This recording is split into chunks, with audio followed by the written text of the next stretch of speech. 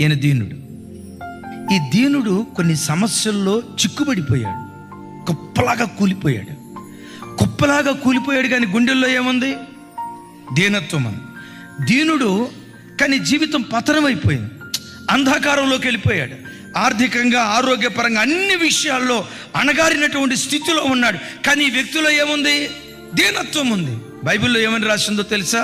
ఉన్నత స్థలము నుండి దేవుడు చేయి చాపి ఏం చేస్తాడట?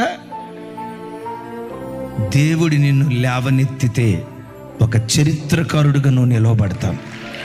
తరతరాలకు ఒక దీవెన కారణంగా నువ్వు మిగిలిపోతావు.